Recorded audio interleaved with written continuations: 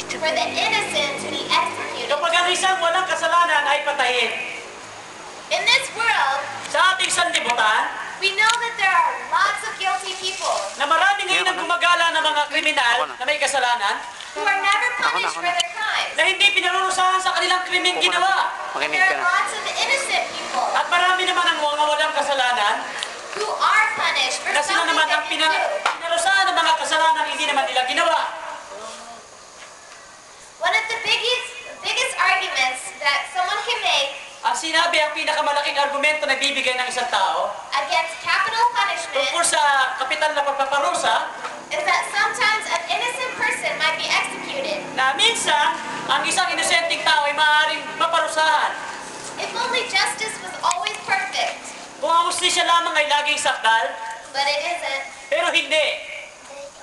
A few years ago, Maraming taon na po nakakalipas, there was a sensational courtroom trial. meron nga naging isang sikat na dimandahan na nangyari. It captured the attention of most of the world. At nakuha po nito ang atensyon ng buong sanlibutan. There was an American football hero. Merong isang lalaki na magaling sa football. He was put on trial for murdering his wife. Siya po ay nasa hukuman sa pagpatay ng kanyang asawa. The juries decided not guilty, Ang mga husgado ay nagdesisyon na siya ay walang kasalanan. and some rejoiced in that justice. Ang iba po mga tao ay nangatuwa sa mga naging desisyon. But others were convinced Ngunit ang iba po ay napatunayang hindi sila natuwa dahil sa naging desisyon. that they had set a guilty man free. Na pinakawalan nila ang isang taong merong kasalanan. But now I have some bad news. Ngunit meron akong masamang balita para sa inyo. Everybody here tonight, Lahat ngayon na nasa aking harapan, me and you and Ako? everyone, kayong lahat at lahat ng tao na rito sa aming paligid, are absolutely guilty as charged. lahat po kayo ay may kasalanan, guilty. And your day in court is coming. At ang inyong araw sa hukuman ay darating. How do I know this about you? At paano ko nalaman na kasama kayo dito? Because the Bible tells me so. Sapagkat binanggit po ng Biblia ang mga bagay na ito. But do you know what's just as bad? Alam niyo ba ang balitang mas malala pa diyan? That I'm as guilty as you are. Siya daw ay guilty din, kaparehas ninyo. And I'm going to court too. At lahat kami, lahat tayo dito ay pupunta rin sa korte. Let's read about it in the 14th chapter of Revelation. Atin pong basahin ito sa aklat ng Apokalipsis, talatang 14, 6 at 7.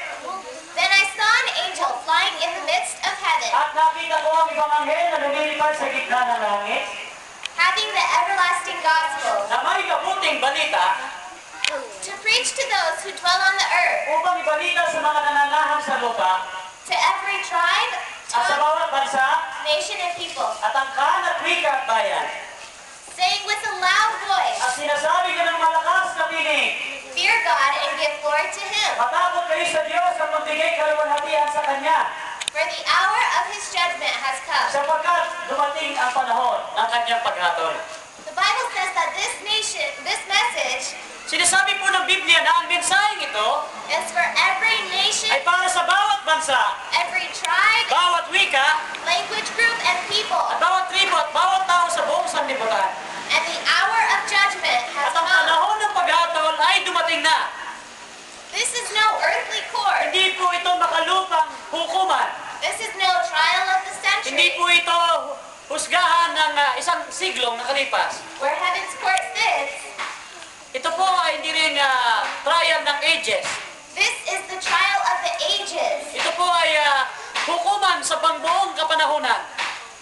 The final drama in the history of the world. Ang huli pong yugto sa kasaysayan ng sanlibutan, The great controversy between good and evil ang dakilang tanggalian sa pagitan ng mabuti at masama, will be finally and fully, completely settled. ito po ay tatapusin sa kapanahunan na ito. The destinies of all mankind are settled. Ang hinaharap po ng buong sangkatauhan ay tatapusin. Daniel saw the courtroom scene in Nakita po Daniel ito ni Daniel, ang hukuman doon sa langit. in verse Daniel 7:13 it says, Sa Daniel 7:13, ito po ang sinasabi, I was watching in the night visions, ako'y nakakita sa pangitaing sa gabi, and behold, one like the Son of Man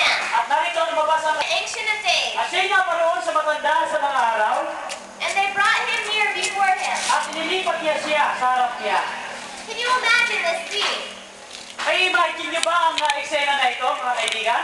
As Daniel looks up to heaven, Nang si Daniel ay tumingin doon sa langit, he sees the supreme court of the universe. nakita niya ang mataas na hukuman ng langit.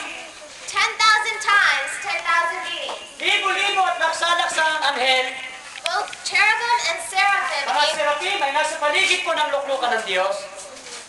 He sees the Ancient of Days, At nakita niya po ang matanda sa araw, our God the Father, ang Diyos Ama, seated, and he sees the Son of Man, nakaupo at nakita rin niya ang anak ng tao, ang Panginoong Jesus. and the Father and Son sit Ang Ama at ang anak, parehas po nakaupo sa luklukan, at the supreme court of the universe. sa mataas na hukuman ng universo. I watched till the thrones were put in place, Aking minasdan hanggang ang mga luklukan ay naglagay, and the Ancient of Days were seated. at ang isa sa matanda sa mga araw ay nakaupo. His garment was white as snow, Ang kanyang suot ay maputing parang niebe, and their hair of his head was like pure wool. at ang buhok ng kanyang ulo ay parang paganas na lana, His throne was a fiery flame. at ang kanyang luklukan ay nagliligas na apoy. 1,000 ministered to him. Mga libo-libo ang naglilingkod sa kanya, 10,000 times 10,000 stood before him. at mga 10,000 ng 10,000 ang nagsitayo sa harap niya. The court was seated, Ang kahatulan ay nalagda, and the books were at opened. ang mga aklat ay nangabuksan. This is a magnificent, majestic, glorious scene. Ito po ay napakadakila at napakagandang maluwalhating eksena. Sitting at the supreme court of the universe. Nakaupo po sa mataas na hukuman ng universe. The Bible says that books were presented Ang sabi po ng Biblia, meron po mga aklat na mga hiniharap with the evidence. na mga ebidensya. But why? Bakit kailangan ng ebidensya? What occurs in this judgment? Ano ba nangyayari sa araw ng paghuhukom? How was the dramas of the destiny of our Paano ba ang huling destiny ito settled? ng hinaharap na sanlibutan ay tatapusin? As the sun sets on our planet called Earth, Habang ang araw ay lumulubog na para sa ating planetang mundo, you will recall that last night we studied timing, nung nakaraang gabi po ating pinag-aralan ang tungkol sa kapanahonan, the timing and the cleansing of heaven's sanctuary. na yung paglilinis po ng makalangit na sanktuaryo sa langit. The Bible talks about the cleansing of the sanctuary. Nabanggit po ng Biblia ang paglilinis ng sanktuaryo. There are two sanctuaries on one earth. Meron pong dalawang sanktuaryo, isang pong sanktuaryo dito sa lupa at meron din pong sanktuaryo doon sa langit. A scale model, Ito po ay isang modelo. just a copy and pattern of the original sanctuary in heaven. Ito po ay kinopya lamang ng mga orihinal na bagay doon sa langit. 2,300 years in the future from Daniel's day, 2,300 araw, panahon, ang nakita sa panahon ni Daniel. there's obviously no sanctuary on earth. Nalalaman natin na sa panahon ni Daniel ay wala na nga yung sanktuaryo sa panahon natin. When Jesus died, Nang si Jesus po ay namatay, the veil in earthly temple split, ang tabi po doon sa templo ay nahapa. and there was no longer the sacrifice of lambs. Na wala nang pag-aalay ng mga tupa at mga kordero.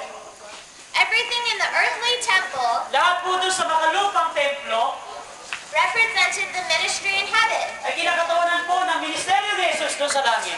The lambs were slain in the earthly temple Ang mga kordero po ay pinapatay sa makalupang templo. so that Jesus, the Lamb of God, Ang ating Panginoon Kristo na kordero ng Diyos, could come from heaven to die for us. bumaba sa langit para mamatay para sa inyo at para sa akin.